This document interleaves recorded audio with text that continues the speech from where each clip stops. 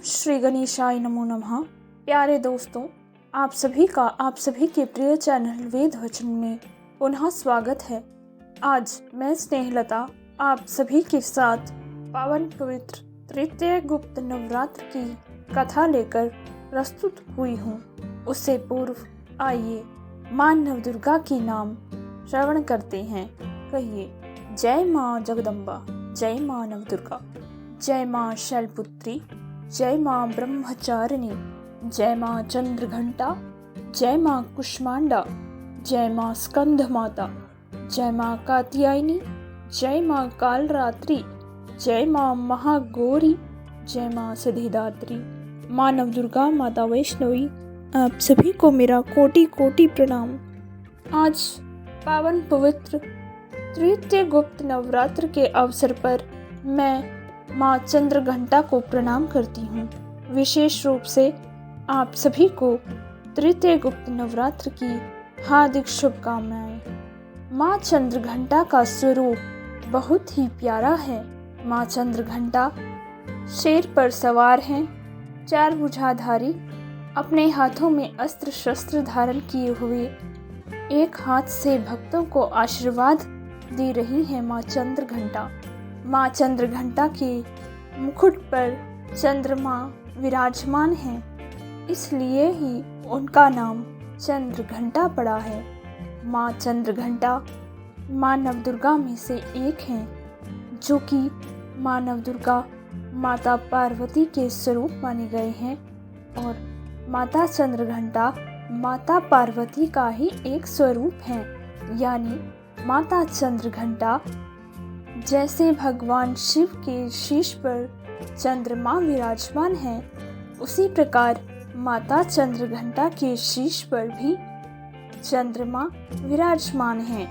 माँ चंद्रघंटा अपने भक्तों के सभी विकार पूर्ण रूप से मिटा देती हैं और उनकी समस्त मनोकामना पूर्ण करती हैं। जब हम अपने घरों में आरती के समय घंटे का नाद करते हैं, तब माँ चंद्रघंटा का स्मरण अवश्य करना चाहिए। माँ चंद्रघंटा घंटी की आवाज से आसपास की सारी नकारात्मक ऊर्जाओं को समाप्त कर देती हैं। इसीलिए हमारे शास्त्रों में पूजा के दौरान घंटी की ध्वनि का वर्णन मिलता है। जिस घर में पूजा आरती करते समय घंटे की ध्वनि होती है, वहाँ कभी किसी प्रकार की नकारात्मक ऊर्जा नहीं ठहर पाती। माँ अपने घंटे की आवाज़ से उस घर के आसपास के पूरे वातावरण को शुद्ध रखती हैं। तो शास्त्रों की आज्ञा अनुसार हमें पूजा पाठ के दौरान घंटी की ध्वनि अवश्य करनी चाहिए।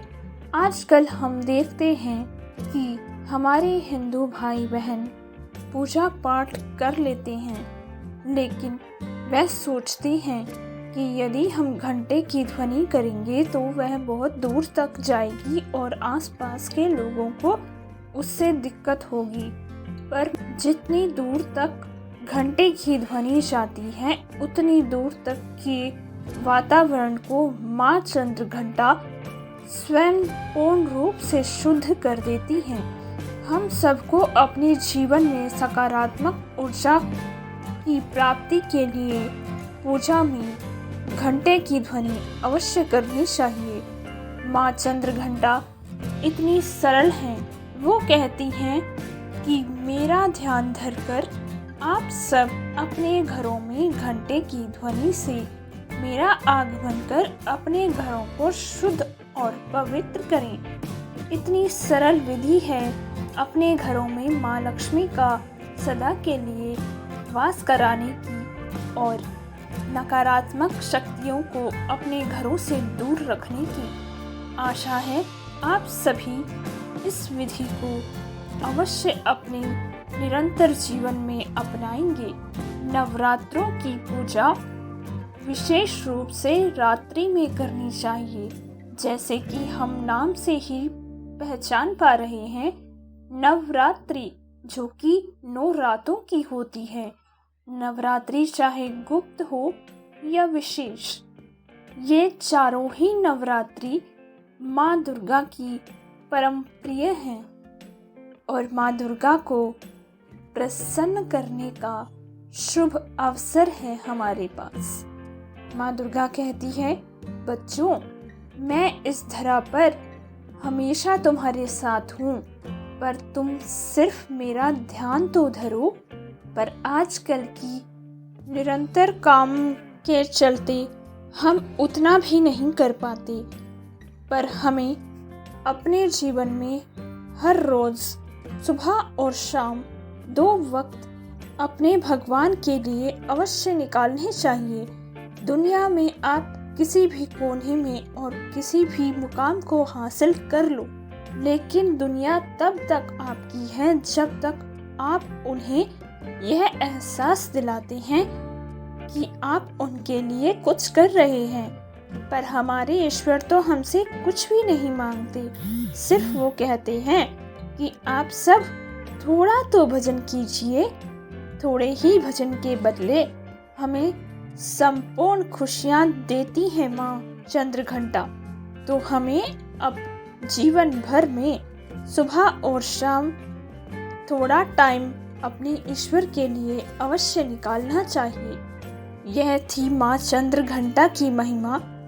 आशा है आप सभी को यह वीडियो पसंद आई हो। अपने चैनल को सब्सक्राइब व लाइक करना ना भूलें। आप सभी हमारा परिवार हैं और परिवार हर एक सदस्य से बनता है। आप सब हमारे साथ हैं, इस बात की हमें अपार खुशी है।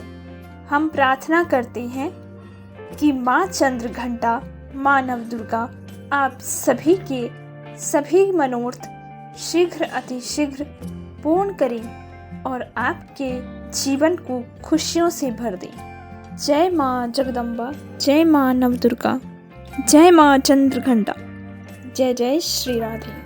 सत्य सनातन धर्म की जय।